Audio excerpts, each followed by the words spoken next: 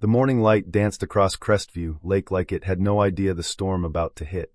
"Mr. Callahan, that relic must be removed by sundown," Victoria Hale declared, her voice carrying across the dock like a verdict from on high.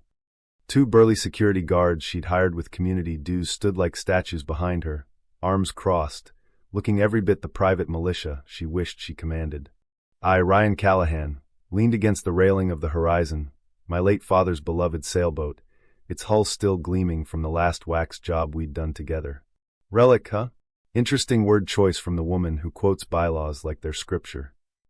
My tone stayed even, the same calm I used when briefing captains before 40-foot seas. 22 years in the Coast Guard, Vicky. I helped write half the state compliance standards your little clipboard is mangling. Victoria's perfectly lined lips twitched. The guards shifted. For a split second, the queen of Crestview Lakeside Estates, that gated slice of California suburbia where every lawn was measured and every opinion pre-approved, looked genuinely rattled. She recovered fast, of course. These types always do. "This isn't personal, Ryan. It's about preserving property values and aesthetic harmony for everyone." She waved the clipboard like it was a royal decree. Section 7.3 clearly states non-conforming vessels compromise safety and the neighborhood standard. Aesthetic harmony, I repeated, tasting the corporate nonsense on my tongue. "That's HOA speak for, do what I say or I'll make your life hell." Funny how your own 60-foot floating palace, the Empress, has peeling gel coat, slack mooring lines, and an expired registration sticker visible from the public launch. But sure, let's talk standards. Neighbors started drifting onto their decks, coffee cups frozen halfway to their lips. Victoria's cheeks flushed the exact shade of her overpriced patio umbrellas. She wasn't used to pushback.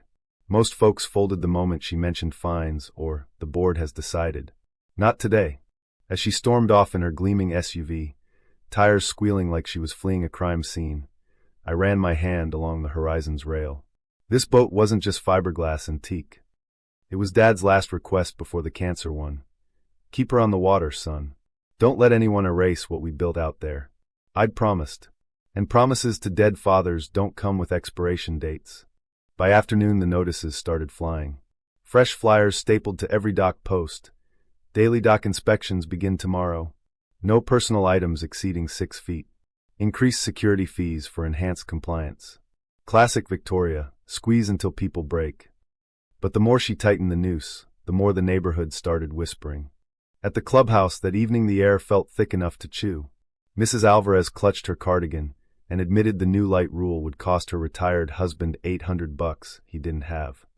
Old Mr. Patterson muttered about the $1,200 fine he'd paid for flying the American flag 2 days past Memorial Day. Everyone had a story. Everyone was terrified. Until now.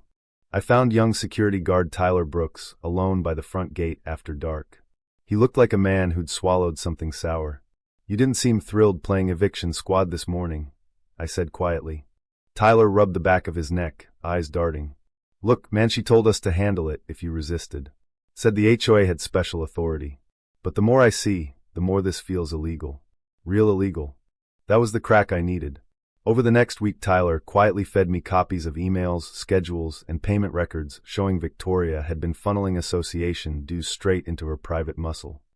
Meanwhile, a quick drive to the county harbor master's office confirmed what my trained eye already knew. The Empress was a floating citation factory, improper mooring, expired documentation, fuel storage that could light up half the lake. All the things she loved hammering everyone else for. The hypocrisy was almost beautiful. Almost. By the time the monthly board meeting rolled around, I had a folder thick enough to sink a destroyer.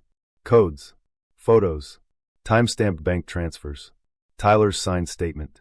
And the sweetest part, an official county notice I'd quietly prompted that the Empress was now under active review. The community center was standing room only. Victoria sat at the head table, gavel poised, pearls gleaming under the lights like trophies. She opened with her favorite sermon. "Tonight we focus on marina compliance and protecting our investment." I stood before she could finish the sentence. "Actually, let's talk about selective enforcement and outright abuse of power." I walked forward and dropped the packets in front of each board member. Pages flipped. Gasps rippled through the crowd like waves hitting the breakwater. When they reached the photos of Victoria's yacht, slack lines, faded stickers, Safety violations she'd never tolerate on anyone else's property. The room went electric. This board has zero jurisdiction over federally documented vessels in navigable waters, I said, voice carrying without effort. You knew that. Yet you've been harassing families over garden gnomes while your own boat sits there like a lawsuit waiting to happen. Tyler stepped forward from the back row, uniform suddenly looking 2 sizes too big. She told us to prepare for physical removal. Used HOA funds. I have the emails. The dam broke. Decades of swallowed anger poured out. People who'd stayed silent for years suddenly found their voices. Victoria's face cycled through every shade of red as board members turned on her, demanding answers she couldn't spin. You can't do this, she sputtered, gavel banging uselessly. I'm protecting the community. From what? Mrs. Alvarez shot back. From people who actually follow real laws. By the end of the night, Victoria Hale was no longer president. The board voted her out on the spot and called for a full audit. As she stormed out clutching her designer bag like a life raft, someone in the back yelled, "Maybe fix your own yacht before worrying about everyone else's memories." The next morning, county inspectors showed up bright and early. The Empress got red-tagged, towed, and hit with fines that made her previous enhanced security fees look like pocket change. Turns out when the real authorities show up, even a professional rule-quoting Karen can't talk her way out. The horizon still rocks gently at our family slip, sails ready whenever the wind calls. The neighborhood feels different now, lighter, freer. People wave without checking over their shoulders. The new board is already rewriting the covenants with actual human beings in mind instead of one woman's ego. Victoria learned the hard way that the tighter you squeeze people in the name of standards, the more likely your own violations will come back to choke you. She built her little kingdom on paper threats and selective blindness, only to watch it capsize under the weight of the very regulations she loved to preach. True or false? The people who scream loudest about following the rules are usually the ones most desperate to hide the fact they think they're above them. In the end, who really abused their power? The man protecting his father's final promise, or the woman who tried to erase it for the sake of beige perfection? Drop your thoughts below. If you've ever gone toe-to-toe with an out-of-control HOA, share your story in the comments. And if this tale of salty, sweet justice made you smile, smash that like button and subscribe, because the next Karen might be coming for your mailbox next.